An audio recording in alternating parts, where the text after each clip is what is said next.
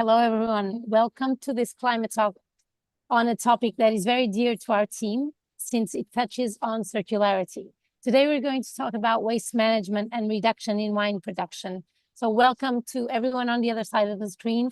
And let me also briefly introduce you all of our guests. So as a host for today's talk, we have Alejandra Rodriguez from Canada. She's joining us from the iconic wineries of British Columbia.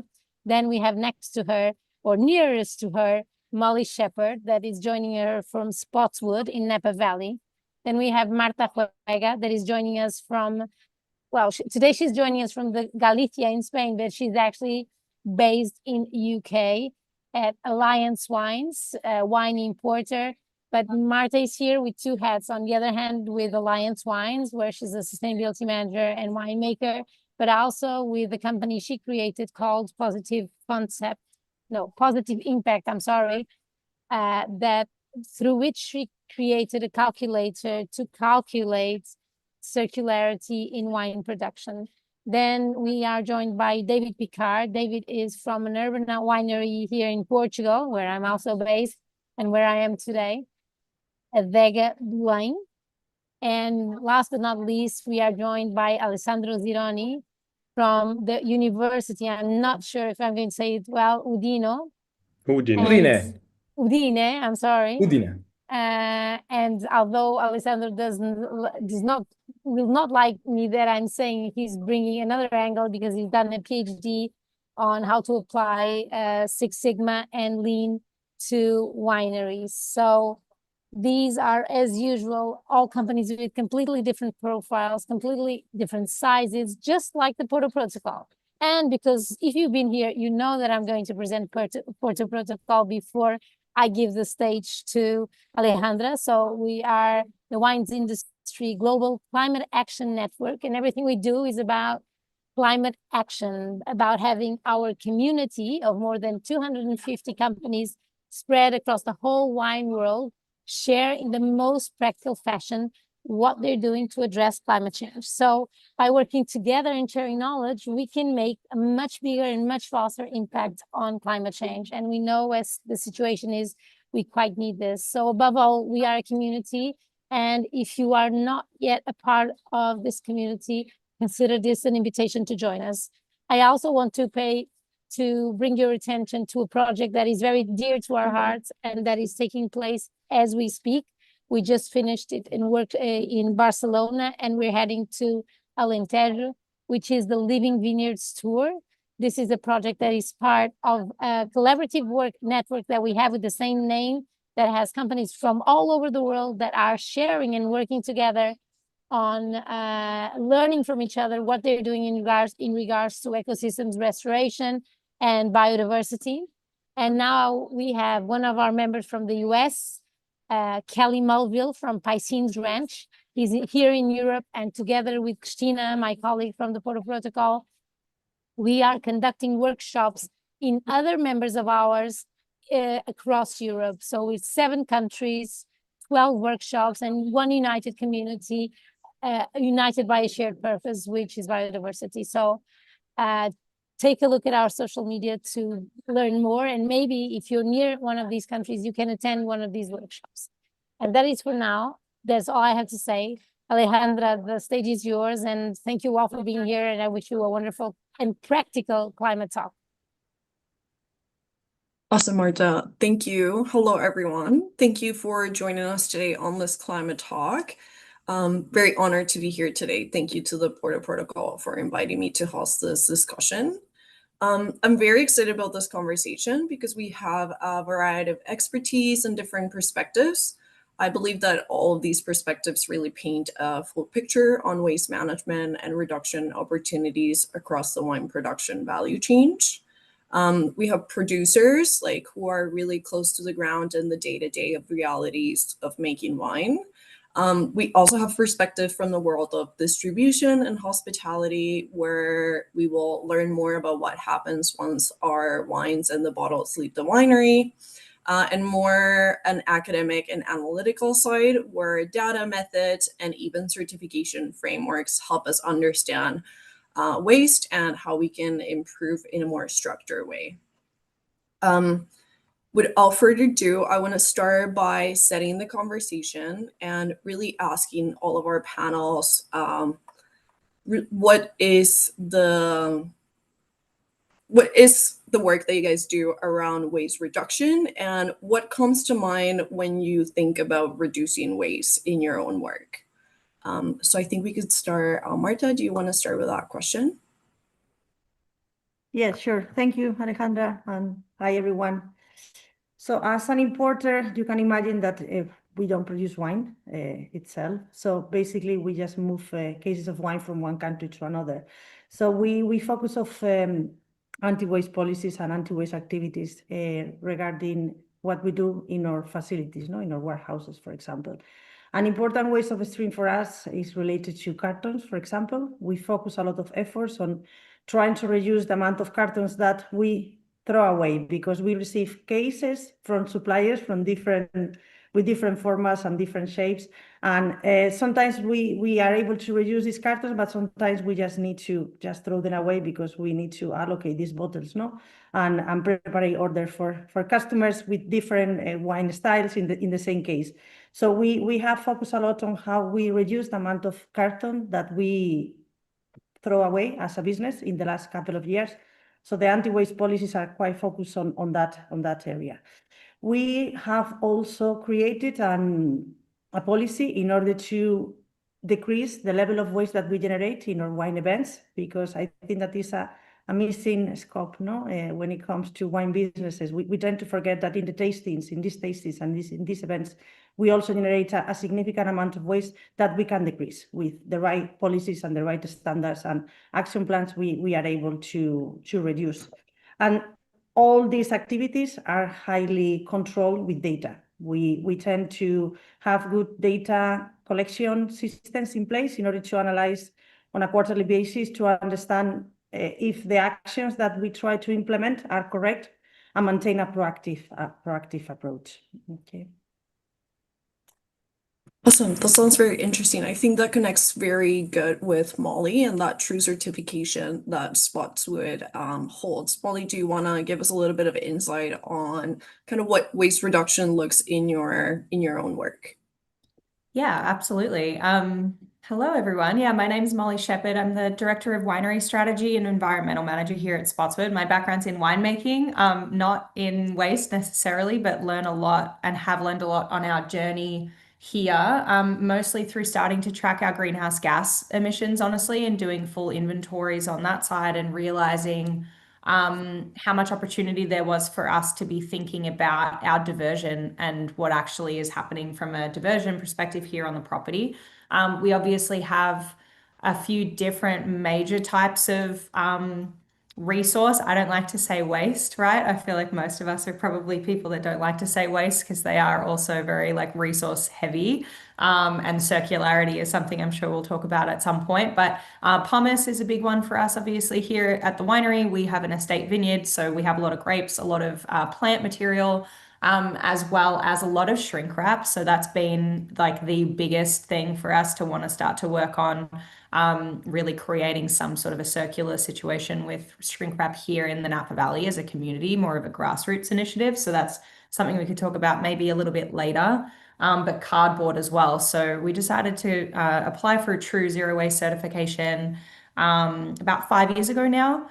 And it really helped us track our diversion, get baselines, have a true understanding of what's coming in and what's going out. And then where are the low hanging fruit pieces, the inefficiencies there. So it's an unsexy, unglamorous piece of the environmental work, I think, and waste oftentimes gets overlooked. And yet, as we know, I'm sure, has an incredibly large impact on emissions.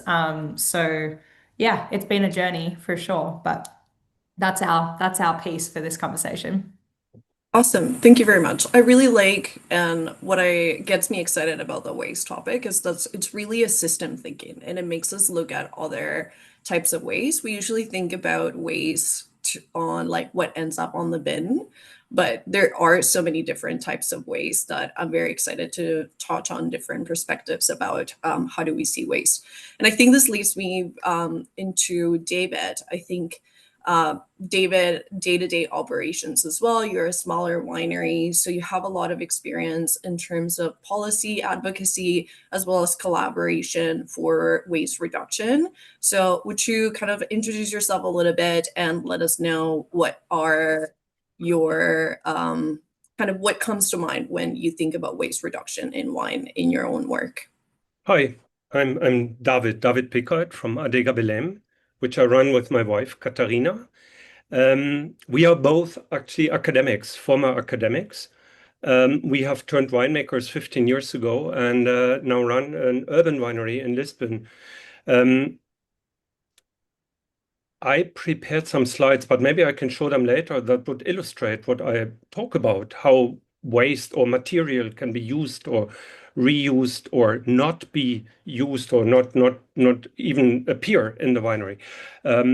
Should I show that later? Yes, we'll get into Okay. the conversation, like All kind of right. in the depths of the conversation later, is just to kind of give Okay. context for everyone watching. So, well, everything starts probably in the vineyard, as it was said before. Then pomace is an issue. We are very concerned about proportionality. We see a lot of focus often being put on certain aspects of the wine making value chain that gives the impression that that aspect is the product. Let's say biological grape certification, which only certifies one aspect of using certain pesticides or not in the vineyard. We are more interested in giving every aspect of the production chain value and not overemphasize certain aspects. Because, like Katarina said, talk them about the lease project. Like Katarina works with a group of cooks, and they work with lease. Like, what the sediment of when you make wine, what ends up on the bottom of the tank. But I think it's not important. It's nice to have. It's a nice story, but in itself, it's maybe not that important. But it exists. I mean, lees can be reused in cooking. Yeah, it's a really interesting and actually challenging thing for cooks to do. Where we are more concerned and more serious is where it comes to packaging and packaging waste. That is bottles, obviously. We use glass, we use ultra lightweight glass, and we use our cellar door, our tasting room, as almost a place to transform our clients into ambassadors, explaining them the difference between an ultra lightweight glass and a heavy bottle in terms of energetic impact at production level, at every level of transport and recycling or not reuse. Nobody reuses these bottles. We have made attempts to reduce bottles, but I can talk about that later and our ideas about that and why we failed actually. We refuse to work with transport companies that use polystyrene.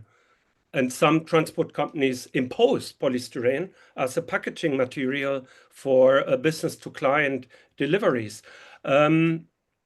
We got rid of bottleneck capsules, which is controversial because there is actually a function to bottleneck capsules. But I can talk about that in a moment. We had a huge discussion also with our distributors about PLA. These so-called biodegradable plastics, which in fact are biodegradable, but only in industrial degradation conditions, which don't exist in Portugal. So consumers are given the impression by these European framework laws imposing PLA, for example, on plastic cups, but also on bottle capsules, that you can just throw them in the ocean and they will decompose, but they don't. But I can come back to this later. Yeah, that's just some issues. I don't want to take too much space here. No, that's fantastic. I think it really sets the conversation. And before we get into the details of everything, I want to go to Alessandra's research. I know that, like I said before, we think about waste on what really kind of the last stage. But I think Alessandro's work invites us to see waste from a wider perspective. And I think his presentation will give us a foundation to understand the architecture behind waste management. His research brings together process design, digitization, and circularity in a way that helps us understand not only what waste is, but why it happens and how we can create and design processes to reduce it. So Alessandro, I'll give the stage to you if you want to introduce yourself and kind of talk a little bit more about your research. Yep, thank you very much, Alejandra. My name is Alessandro Zironi, and actually I'm a research fellow at the University of Udine. But before being a PhD student, and then I've always studied management engineering here at the university.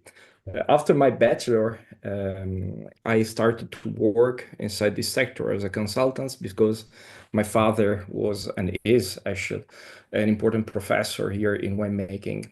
And since there, when we were going inside the companies to make consultancy or to support them in terms of research, the interesting part was that I was seeing the process in a different perspective from what he was looking at, because we had a different point of view regards from our background. Okay, so I started with every mission in some way that we were doing inside companies was ending with a sort of family brainstorming session where we make confrontation regarding this point. And for this reason, I decided to go in depth with the research, and I decided to bring a different perspective in my way of facing the problem of waste.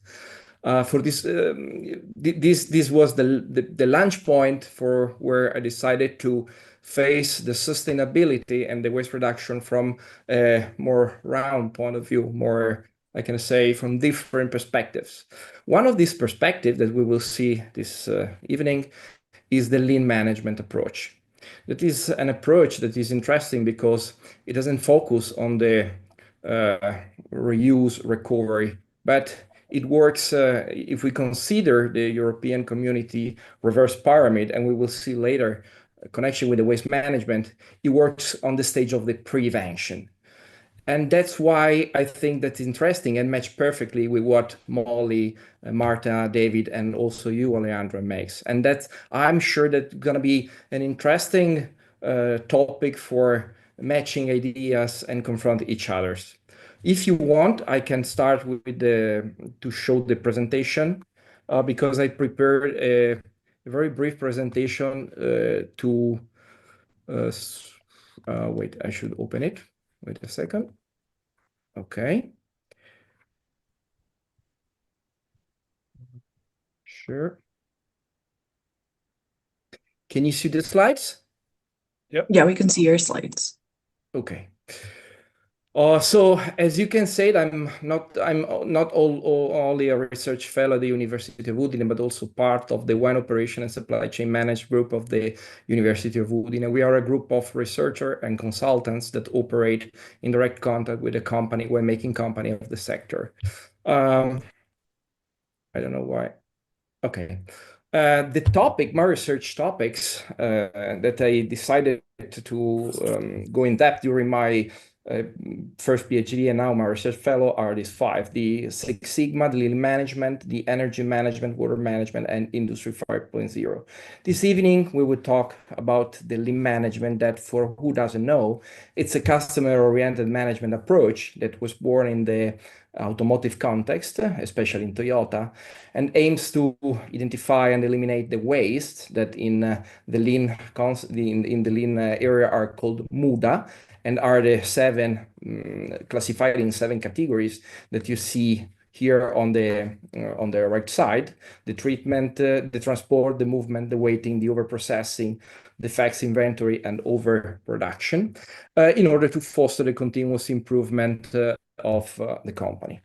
As already said, the lean management put the final consumer at the center because it's a customer-oriented approach. And to do that, it tries to understand, to listen the voice of the customer in order to understand which are the needs, translate these needs into technical requirements along the different operators of the wine supply chains in order to identify which are the actions that really create value for the final consumer and which are the action that doesn't have value added. And these are the action that we can in some way reduce or eliminate. As I was previously saying, the lean management operates at the level of the prevention of the reverse pyramid of the waste management of the European Commission, and it's matched perfectly with the circular economy approach that instead are focused on the reuse, recycling, recovery level. And as you said before, Leandra, we also published a scientific publication that create a framework that can allows the company, the wineries, to integrate not just the circular economy with the lean management approach, but also with the Industry 4.0 technologies. If we go in depth in the wine supply chain, there are a lot of tools that can be used to identify and eliminate the waste. Some of them are typical, traditional of the lean methodology, and some of them instead are techniques that are special, typical of the wine supply chains, and that in some way are lean oriented, so they follow the principle of the lean. Here I represented the category of the lean tools. I divided in 3 clusters. The green one are the traditional lean tools. What does it mean? Are techniques that can be bring directly from the lean principle applied in Toyota and can be translated to the wine supply chain context without any modifications. The blue one are instead the techniques that are lean techniques, but if we want to apply to the wine supply chain in some way, they need a sort of adaptation. Instead, the red one are the techniques that I was saying are typical of the wine supply chain that can in some way be considered lean oriented. To better understand these techniques, I prepare 2 or 3 examples of application that we followed during my PhD my PhD, and we applied them to real company. For example, the first that we see is the spaghetti chart. The spaghetti chart, it's a graphical representation that shows the physical path of material, people, or information in order to identify which are the movement flows and identify if there are hidden waste in some ways. This experimentation we have made into a bottling company, very big bottling company here in Italy, that contact us for making a sort of supervision of their process in order to identify if there were possible action of waste reduction and performance improvement. The first stages was to create a team made by our expert and employee and manager directly from the company. And then what we have done, we map the process. The process mapping is the first stage and is the baseline for applying correctly most of the lean management techniques, as we will see later. Then we, together with the employee of the company, we calculate, we represent which were the KPI, key performance indicators, that they were monitoring in the company. And then we went directly on the side, on the bottom line. Philosophy means going side by side on the line together with employees in order to ask them information regarding their activity, collecting data regarding their path, as you can see with the red lines, collecting data regarding the indicators, the frequency of picking of some, for example, some items and so on. And this is what I've done for a couple of hours. We divided in group and we do that. And we immediately, after that we collect the data and we analyze them, we immediately noticed that there were something interesting in the warehouse that you see on the top left corner, because there were two types of items, the item B and the item A, that were located near one near the others, but the peaking frequency of the two were very, very different. To be precise, the peaking frequency of the items P were lower than the items A, and the forklift operator for going to the point B to the point A and go and return was spending at least 1 minute. So we made a consideration that in an easy way, just swapping the position of these two items was necessary, was guarantee a sort of time gain at the company of 24 minutes for every forklift operators. And these 24 minutes has been spent by the forklift operator to increase the number of movement from the warehouse to the side store area that you see where there is the red triangle over there, that was feeding the line. There were all the components that was feeding the line. That was enough to implement the speedness of the bottling line. And for who doesn't know, if you are able to speed up the speedness of the bottling line, you obtain an improvement of the OEE. The OEE is the metric that measures the overall efficiency of a production system, and especially in this case of the bottling line. The second example that I bring to you is an application and a modification of the value stream mapping. The value stream mapping is a mapping tool that are used in the lean management for identifying which are the lead time of the process and making a comparison between which are the value added activity compared with the total lead time. In that case, we readapt them and we apply to the plant protection treatment. And we also add a few indicators regarding the water consumption and the gasoline consumption, creating what is called a sustainable value stream mapping. This is the graphical representation of the process. We just made a focus on 3 parcels of a vineyard of a company that asked us to make the experimentation to taste the methodology and see what could be the possible benefits for them. So we map the process, we collect the data, and then we made a brainstorming session identifying that there were a few areas where it was possible to identify waste and reduce, or in some case, eliminate. Together with the value stream mapping, we decided to apply different other lean management tools. We will see only 2 because for a matter of time, but we apply more than 2. The first one is called the 5S methodology. The 5S, it's a methodology that support the workplace organization in order to improve the efficiency. In that way, you maintain a workplace that is clean, and for the operator, it's easier to find, for example, the tools that are necessary for make the maintenance. In fact, we apply this methodology in the maintenance before and at the end of the treatment of the treatment on the tractor. Near to the 5S methodology, we apply another methodology that is called the risk map. In that case, the vineyard disease risk map. The risk map, it's a process mapping that allows to identify which are the parcel that has a higher risk of having disease.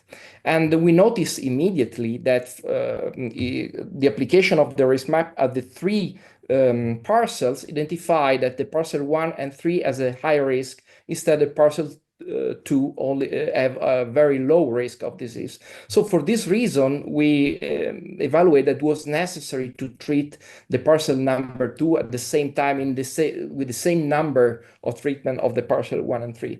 Then we apply our methodology, as I said, and the interesting part is that we obtain very interesting results. If you compare that these results are only connected with one shift of treatment, then they should be added for the number of shifts that you do. We obtain an increase of the value-added time ratio, the ratio between the value-added time and the production lead time of the 10%. But the interesting fact is that we obtain a decrease of the water consumption of the 18% and the fuel consumption of the 24%.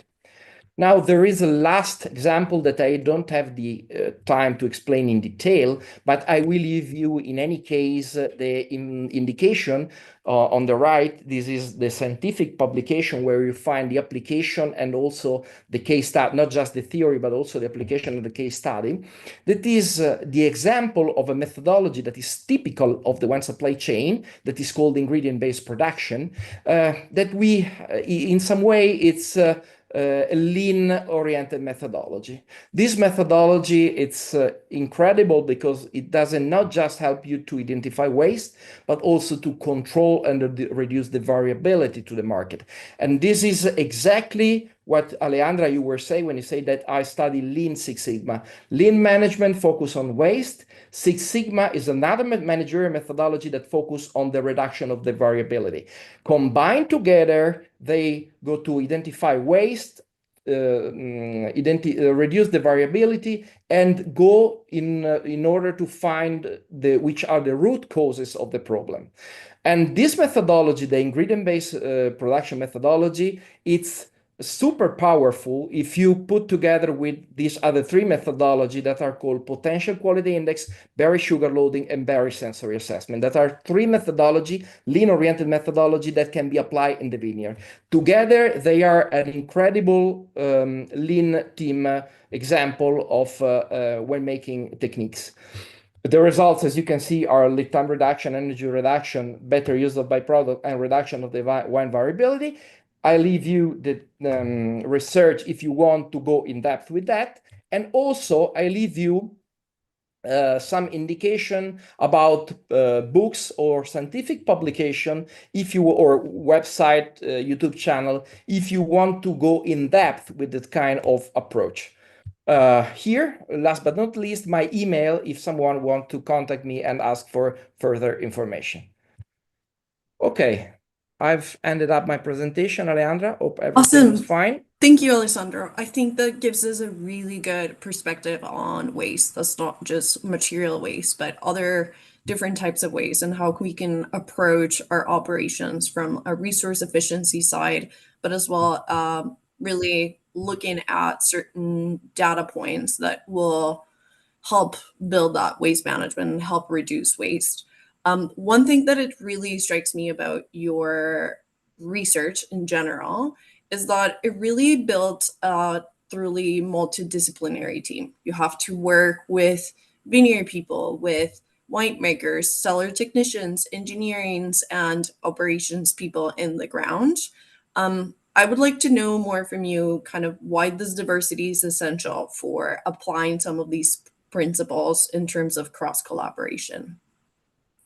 That's a very good question because and it's not easy to talk these different elements from the company, but that's also fundamental prerequisites of the lean management techniques. If you want to do something, you have to create a multidisciplinary team because each of one is expert in a specific field. And as I said before, when I was going with my father on the field, and we were looking at the same problem we were facing from different perspectives. And these different perspectives was the value added of this approach. Because he was focused on something, I was focused on something else, and in some way, we should find a trade-off between the two of you. When you are more than 2, 3, 4 different elements of the team, you see the problem from different perspective, and you also not only find the right balance between the things, but you also have the possibility to identify which could be possible repercussion downstream or upstream to the supply chain from the choice of waste reduction that you adopt. And this is fundamental if you want to apply this methodology, because this methodology are not just something that you apply in a specific point and for a specific time. It's a system approach. You should apply systematically to your process, and to do that, it's important that you are able to face the problem from these different perspectives.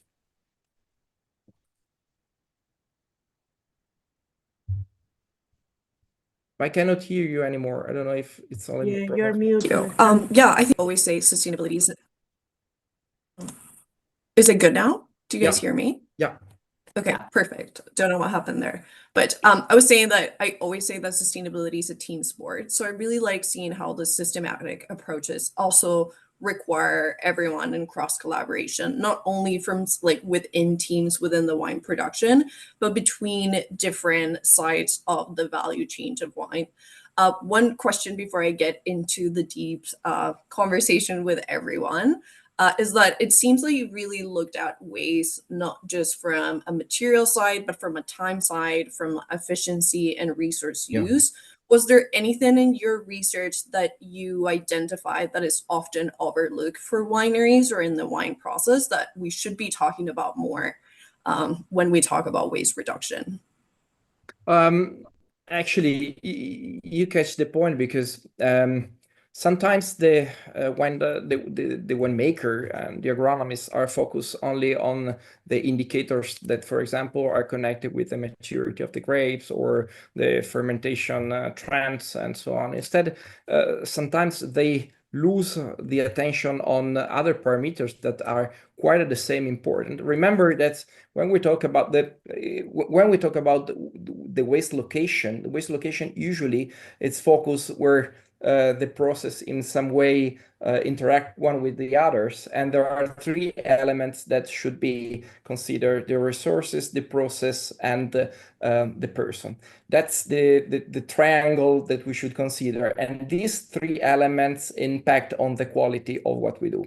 So having the possibility to monitor all these parameters is fundamental. The time, for example, it's an element that is critical for the production process, but it's also something that is very difficult to manage because it's not something that is a standard. It's something that depends from the production that we are doing. There are, for example, products in which the time it's better if it's gonna be the shortest possible. For example, for products that have a very short shelf life, so we should focus on the time in that way. Or there are other products, for example, high quality wines, where the time is something fundamental.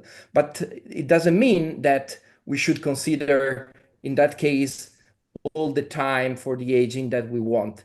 There is always an optimum between that storage time and the economic advantage that we can bring, okay? I know that this open a huge brackets inside this point of view, but the interesting point is that we should start to consider parameters that we before was not something common to do. Another aspect is also, together with the time, of the temperature. If we start to consider, to map a process, time, temperature, and other parameters, we can also gain an incredible advantage in terms of energy savings. And we will talk later if you want, because there are some hidden spots here where we can obtain a great advantage in terms of waste reduction. Awesome. One thing that you mentioned a lot, and a lot of your research on the systemic approach is based on data and really collecting some of this data.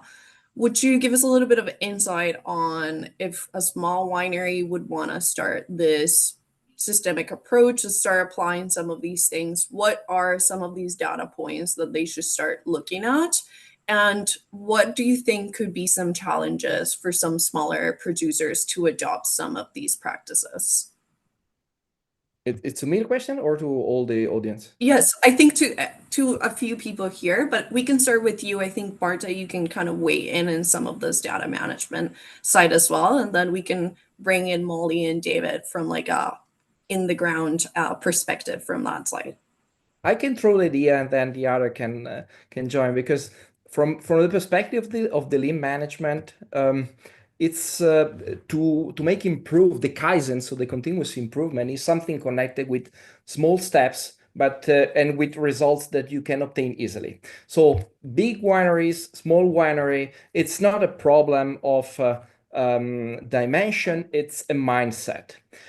You can also start with an Excel file and with a procedure where during your, for example, every 15 days or 1 month, you collect data regarding, for example, the energy consumption, the water consumption, the fermentation phases, and so on. It's not important which are the parameters that you monitor, but it's important that you start not only to collect data, but also to store and analyze this data, also with easy dashboard that you can create with simple graph. It's not important that you do something incredible, that you have an enterprise resource planning system and so on. Okay, if you have this mindset, also if you are a small winery, you can start to enter in the mindset of measuring and improving, creating small improvements. And that is the baseline for making the further step, that is improve with more efficient system, introduce automated system, decision support system, and so on. But for sure, as I said, when I suggest to make the base of the mapping process, always should consider the time, the temperature of the different phases, and the indicator connected with the quality that for the company are considered fundamental. But that should in some way be driven by the end consumer, not only by the technical, by the technician, by the winemaker. There should be a sort of combination between the two. For me, winemaker, these are the parameters that I should monitor. But for obtain the results of the customer satisfaction, it's also important to improve this indicator with what the consumer wants. That's the lean approach and how it works. Yeah, that's really cool. I'd love to hear a little bit for you, Marta. I know you deal with a lot of kind of data-driven decision making in terms of circularity. Kind of if you have anything to add for wineries that want to start some of this lean approach or some of this more data management driven decision making, kind of what are your thoughts on how can wineries start doing some of that and grabbing some specific data points that will give them a lot of insight? Yeah, I completely agree with Alessandro. See, I think that you need to implement this change in this mindset for people. We are really familiar with financial metrics, okay? Every single business model is highly familiar with financial metrics, and we have different systems in order to measure and control that over time, and it's a measure of success, no, of the business, of the development of the business. When it comes to environmental variables, I think that we are still not familiar with what we need to measure and how we need to measure them, no? And that's the reality that happens not only in the wine industry. I think that in every single business model nowadays is changing over time, but is still something necessary to implement, and is necessary to understand which are the metrics that you need to measure. In terms of waste, I always recommend to start to identify your waste streams as a business. Is really important, because that gives you an idea of what will be the metrics that you need to take into consideration in order to start to measure. As Alessandro said, you can start with something simple like a spreadsheet, where you can start to just identify these variables that you need to measure. You can start with a monthly basis control, for example, in order to get familiar with that, and then move into a quarterly basis monitoring system, for example, and start to analyze these results, no, internally with. As I said, you can start with something simple. For Alliance Wine, for example, we create our own database, because we reach a point in which we start to measure many environmental variables, and we couldn't find anything on the market in order to help us to put together and centralize this data collection variables, I would say, data collection system that we have in place for all the environmental variables that we measure. So we create, it's quite, I wouldn't say simple, because it's not right to say that, but is friendly user, okay, if that makes sense for everyone. So it's something that help us to centralize data, so everyone needs to add data in just one point. Avoid us to use a manual input, because that can decrease the quality of the data. If you have many people using the same spreadsheet, at some point you can make mistakes and people can just delete data from another one. So this is a way to avoid these manual data mistakes that you can have and allow us to maintain this better system in terms of control and monitor data and an automatic analysis. But we start with a spreadsheet and we start with that initial analysis of the waste stream that we generate, identify how we can measure and control this waste stream with the specific variables, and with that started to maintain monthly monitoring until we were able to move on a quarterly basis monitoring. But yeah, I agree. I completely agree with Alessandro. You need to change your mindset because you need to get familiar with these environmental variables, and we are not highly familiar with them nowadays.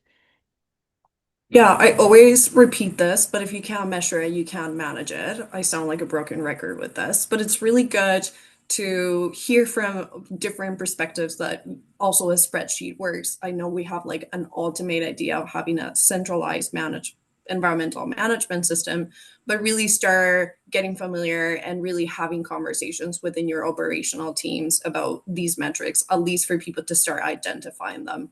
Speaking about spreadsheets, I know, Molly, you are very familiar with that, dealing with IWCA and greenhouse gas emissions.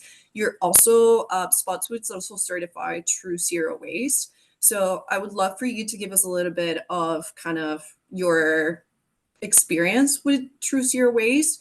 I know that some of the requirements is to build a waste inventory. So if you can kind of share how was the process and kind of what were the biggest findings from that process from your perspective. Yeah, I mean, what I appreciated about True Zero Waste is that it's actually a lot of what Alessandro and Marta just spoke about, and it breaks it down through a certification. So I do think it's a helpful piece of kind of keeping accountability and keeping you on track, and a lot of support there if you've not really used any workflow or material flow mapping before. I love the spaghetti, like the the spaghetti chart that you were showing, Alessandro, because it's very similar. A lot of it's really basic, honestly, but it can be really overwhelming, particularly like similar to David. We're a small family business here. We don't have a lot of resources to throw around, and we don't have a lot of time to throw around. So it was a very helpful kind of supportive certification process. But basically, it starts with what exactly Alessandro and Marta were just speaking about, and what you just said, Alejandra, of you can't manage what you don't measure type of thing. So a lot of it's truly just taking stock, understanding your material flow, what's literally coming in, what's coming out across different departments of the business. And then a lot of it is sort of that process of the, first baseline and material flow mapping, then redesign, right? Super basic. Like, do we have the right sized collection bins?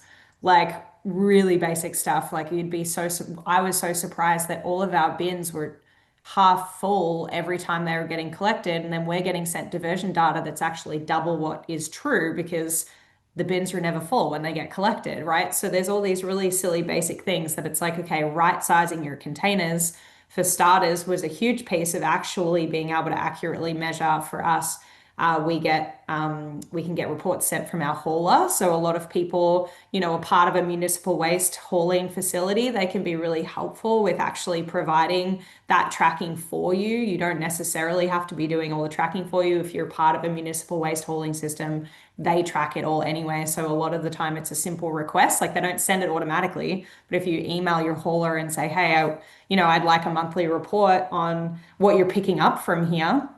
They obviously invoice you, so they're knowing they do track it, because they want your money, obviously, with hauling too. So there's that piece of being able to save money for having less bins being hauled because they're not even full. So that was like a big surprise. That's like a super low hanging fruit, is just the redesign process of what you're actually, of your material flow, of like, where are the obvious low-hanging fruit things that we can do that are simple.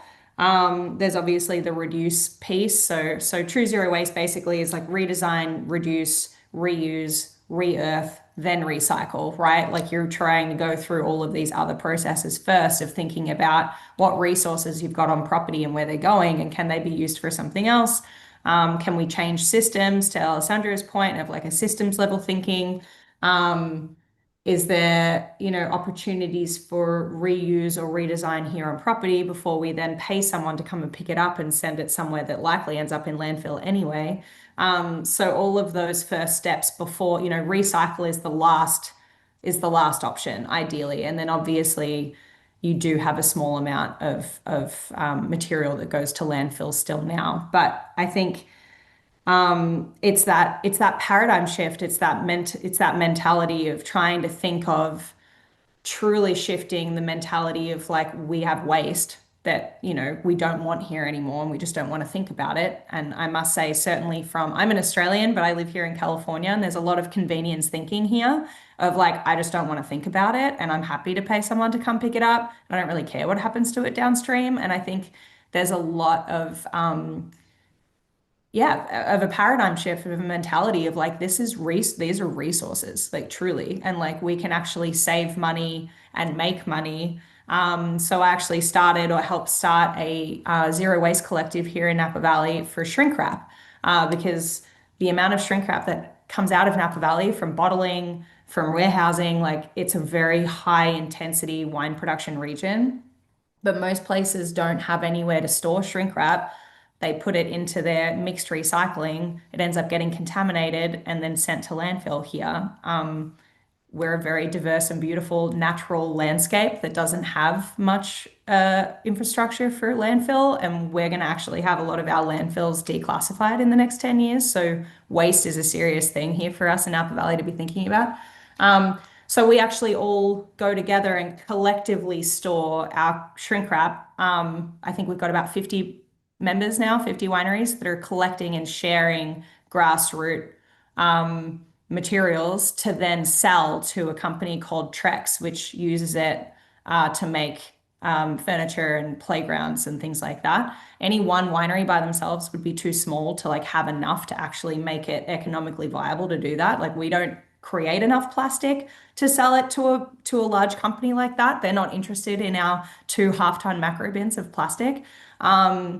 But collectively speaking, with 50 wineries, that's a conversation, right? And we actually make money from that. We're, one, not paying a hauler to come and pick it up from us, and 2, actually splitting the costs and distributing them out throughout the producers. So I think a big paradigm shift that True Zero Waste helped us move towards is these are truly resources that you can use and that you can use to contribute to, the economic viability of your circularity systems as well.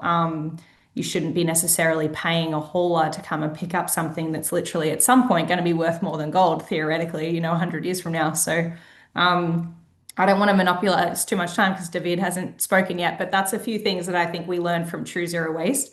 And a lot of it is paradigm shifting mentality thinking, honestly, of systems and waste being a resource, not something that you want to just throw away and forget about. Nice. Thank you for that. I really like how we continue to talk about the topic, and it comes again into system thinking and collaboration, especially something that I really like that you said, Molly, is like as a one single winery, sometimes there's barriers and there's challenges to finding certain diversion streams or certain practices for waste management, which I think leads me right to what David can share of his experience. His winery has done some advocacy work and some collaboration work on how do we use data from how do we make data-based decisions, but also when we truly believe in reducing waste, but we do need that collaboration and kind of bringing people together to act as an industry and not leave some smaller producers behind. So David, I know you have a little bit of a presentation prepared for us that kind of shares a little bit of your work, the advocacy work that you guys are doing, and kind of how from the day-to-day from a smaller winery operation, you approach waste management. So I'll kick it over to you. Thank you so much. I will use that to respond also to you. Can you see that? The shared? Yeah? Yeah, it Can't is. hear me? It is. Okay. Yeah. So we're a small winery. We are former scientists, and we actually worked in policy advice not in the wine industry, but in tourism, in the Indian Ocean for many years, in the leather industry, in coastal fisheries. And maybe one thing we took from there is if you want to run a small company, and that's maybe what Alessandro made me realize, most small companies are totally product driven. They're not management driven. And we sit here with Katharina, we sit here much more with someone maybe like Steve Jobs, who emphasized the passion you have to have for design, for finding solutions, for never being happy with what you're doing, always trying to make it somehow better. And to accept that management needs we need management to help us to make our business sustainable, but management should not kill the produce. And I do not totally agree with Alessandro, who says maybe it's good to launch a wine earlier, even if it's not totally ready. I would never do that, even if that theoretically or economically or in management theory would make me earn more money. That's why what? That's why I continue. In our winery, a point that came up on and on in the talk is our emphasis on collaboration, collaboration along the value chain, chain, but also vertically, like working with other viticulturists and so on. Something I said before. We totally believe in the principle of proportional sustainability rather than emphasizing one aspect of the value chain. A lot of people ask us, so where is your vineyard? We said we don't have a vineyard in Portugal historically, and that is due to the heritage of the dictatorship in Portugal. The wine business, the wine industry is structured by historically cooperatives, a lot of small grape producers, very few numbers of, very small numbers of production sites.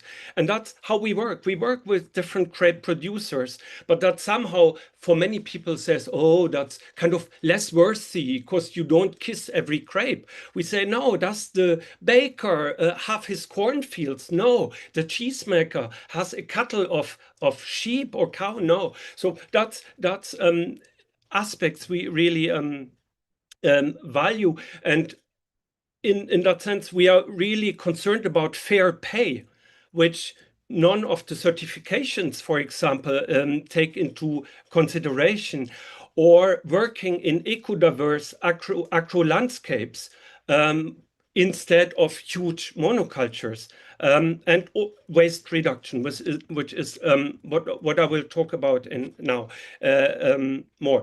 We may be small in scale. We are a 10,000 box winery, but because we are passionate and we are scientists, we have a very scientific attitude. We like to challenge what people tell us is normal, or you should do like this, or it's done like that. So we work on new produce. We try to find new processes in winemaking. But also, and it's not just about the product wine, it's also about testing production processes. And I think Alessandro's talk was really interesting in terms of these items he identified. We experienced that totally when we did an analysis. We didn't do that with spreadsheets and all that, but we put it on a paper and say, how do we spend our time? And we realized we spent a lot of time doing cleaning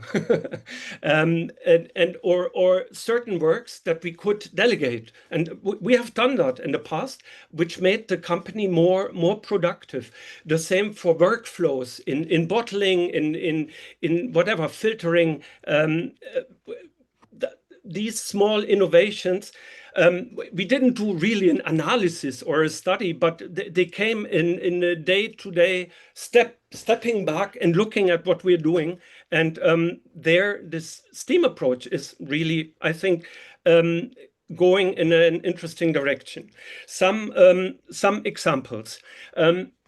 A couple of years ago, quite a few wineries experienced in Portugal, but also abroad, with taking back bottles, cleaning bottles. we thought, well, let's give it a try. We took back these 5-liter garrafon, which is the archetypical bottle of mass-produced wine till 20 years ago, and tried to clean them.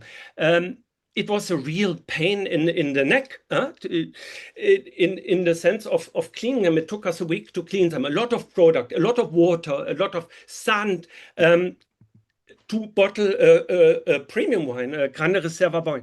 But it's not worth it. And then we got more, not passionate about, but we followed different European, not commission, but European initiatives to create standard bottles. We think the beer industry, the sparkling water industry, they work with standard reusable bottles.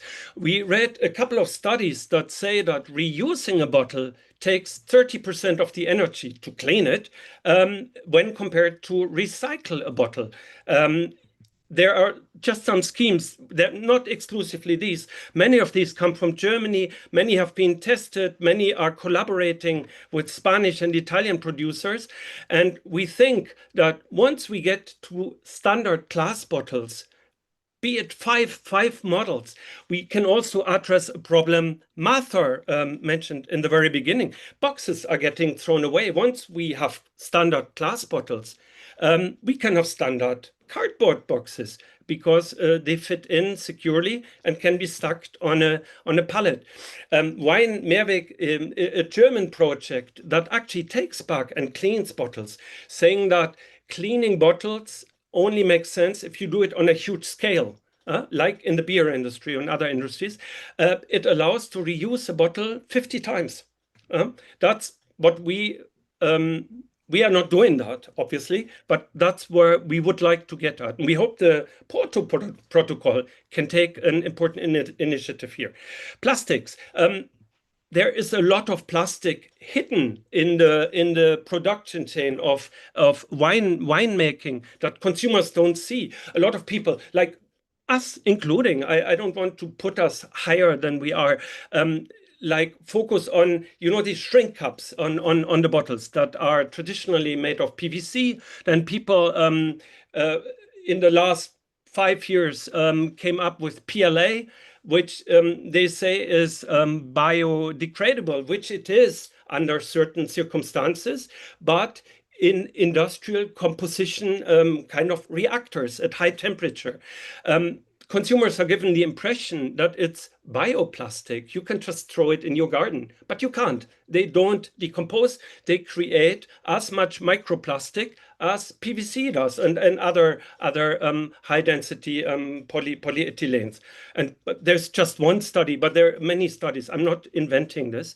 And I find this quite shocking that so few people talk about it, because I find it one of the worst greenwashing scandals made in the European Union of the last years. So what we did, we talked with a very concrete solution, because that's what you asked for. We talked with distributors, what they think about just getting rid of them altogether already 4 years ago. And a lot of people do this now. There are problems. There are problems of acceptance by consumers. Some consumers push us in it's kind of the natural wine corner, which I don't know, you like it or not, but it puts you in a certain corner. And we obviously have a mold problem. If you store bottles without a capsule in a humid environment, you get mold on top. The mold will not go into the wine, but for many people, aesthetically, that's a problem. And we clean these bottles one by one before sending them to distribution. Delivery boxes. Just a photo from last Sunday, we were at the beach. After every high tide in Portugal, the beach looks like that. It's full of polystyrene little balls. 20% of polystyrene worldwide is recycled. You can recycle polystyrene. In the European Union, we just looked it up, 40% is recycled. But that leaves 60% going being burned. It's like it's a fuel. You can create heat and energy, or it goes to landfills and eventually lands in the ocean, is eaten by whatever, sea turtles. That was an older topic of mine, or goes in the food chain. There are alternatives. There are cardboard, there are various types of cardboard alternatives used of recycled cardboard. So what we do, we tell transport companies, and it's the biggies who impose us these polystyrene packaging. We tell them, well, then we don't work with you. Now you can say, we are a tiny little company, you can do whatever you want, there's no impact. But there is impact. We have quite a big tasting room in Belém. Belém is one of the biggest, let's call it, tourist areas of Lisbon. We have 3,000–4,000 people coming there every year. The tasting rooms of a big wine company that makes whatever, 10 million bottles, doesn't look much different. And what we do very actively, we take these clients and try to turn them into ambassadors for all that I've just said. We explain them, all these things. Just an example, bottle weight, no, the big topic of the Porto Protocol. And Chances Robinson is very much on top of this. We show people these heavy bottles and the light bottles and explain them the total unnecessity, that it's totally not necessary to bottle a wine in a heavy bottle. We actually made a postcard. Don't be fooled, heavy bottles don't add quality. They just make you look stupid. And give them to customers to spread the word.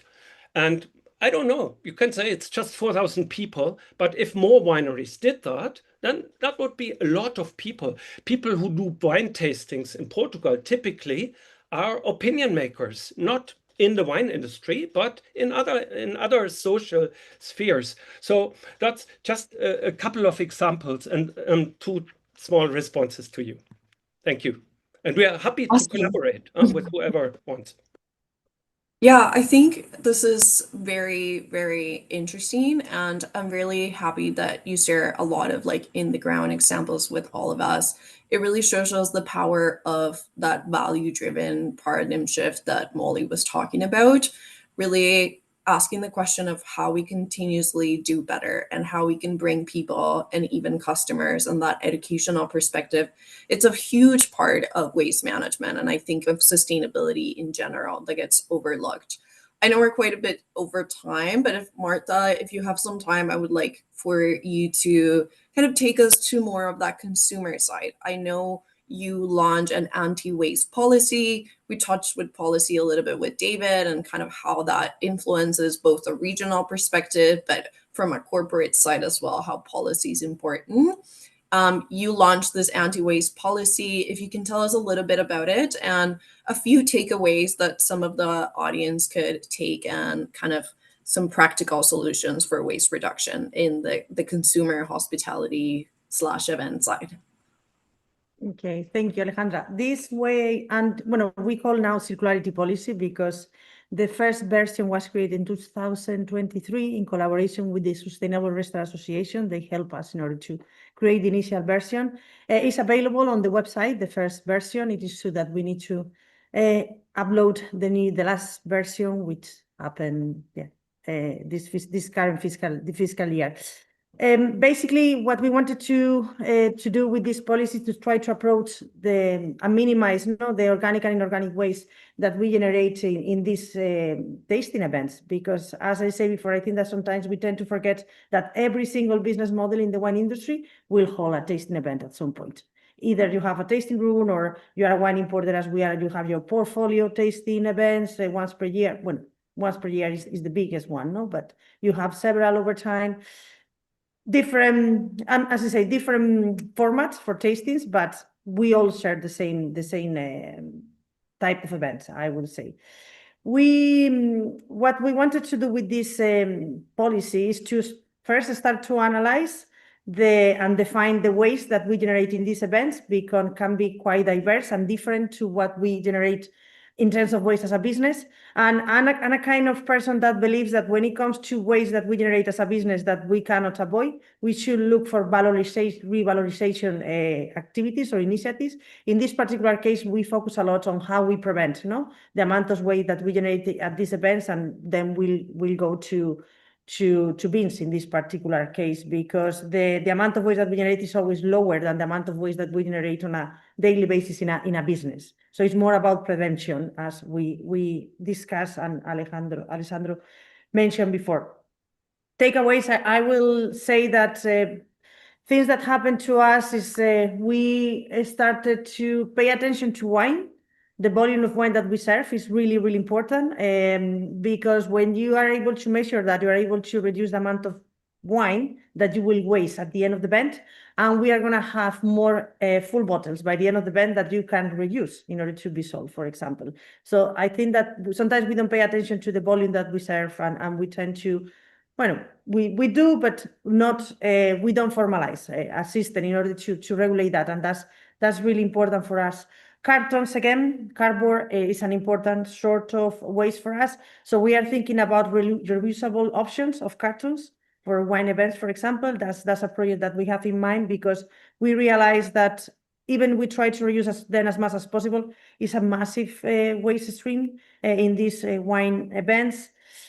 And food, and when you serve food, for example, it's important to think about the portions, and it's important to understand what people will use in these events, and explain to customers in advance, because when you explain to customers in advance that we will offer hot drinks, for example, water and food, they will not bring anything into the event. So you will reduce a lot single packaging, for example, for coffee cups, I don't know, a sandwich that they can bring into the event. So communication is really important, and training on the topic as well. And yeah, more or less, this can be the main points that I can highlight for the policy. There are plenty of them, but I know that we are running out of time. Thank you, Marta. I mean, I could talk about data and system thinkings and ways for a long time, but I know we are over time. I just want to open up the Q&A just to see if any audience members have any questions for our panel that we can answer as we kind of wrap up this conversation. I think Nicholas has a question for Alessandro about his book recommendations. I already saw that in the Q&As. Yeah, I saw that. I left. I showed the last slide. If you want, I can re-show where there are all the references. But I think this goes on streaming. It remains right online, Alessandra.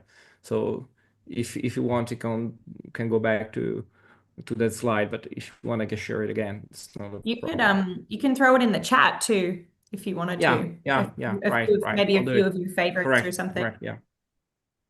I think that's the only question, so I will kind of ask one last question for everyone. One takeaway that you take from this talk that you want everyone to remember that is watching us, kind of what big lesson that you learn, or something that you really want people to walk away from this discussion with. So I'll start with you, David. We'll kind of go backwards like we started. A lot of interesting stuff. Maybe one thing was the collaboration, pooling of waste and selling it together. Great idea as a resource. Awesome. Molly, do you want to follow that? Yeah, absolutely. Yeah, I think a takeaway for me having this conversation is just, I think it's so beautiful to be reminded of the amount of people doing really great work, individually and collectively. I think it's very easy right now to feel like, for a whole multitude of reasons, that things feel like hard and heavy in the climate action space. And I think it's just really beautiful to have a moment to, be reminded of all of the very intelligent, passionate, inspired, and motivated people that are doing a lot of really great work in the world. And that, we're stronger as a whole, and that collective action is something that's really important. So as much as individual action is very important, the collective and pulling together, we're greater than the sum of our parts together for sure. So that's my takeaway. Awesome. Alessandro, do you want to follow that? Yeah, I'll be short and lean because what I bring is that sustainability doesn't require any big investment. Waste management doesn't require any big investments. It just requires a mindset. In some way, it's more something connected with the improvement culture than with the tools that you use.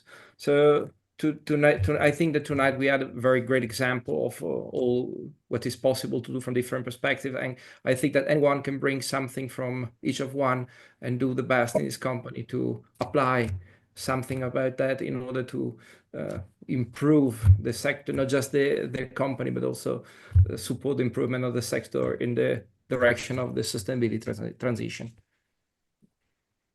And last but not least, Marta, if you want to close it with a takeaway. My main takeaway from this climate talk will be how important it is to share knowledge. Today we have a great example, and I keep on having this example when we carry out or tasting events. We share ideas to people and knowledge in order to help them to implement on their daily activities or their business models in terms of how to prevent waste and how to avoid and minimize the amount of waste that we generate as a business, I will say. So sharing knowledge, I think that is a powerful tool in addition to collaboration as well.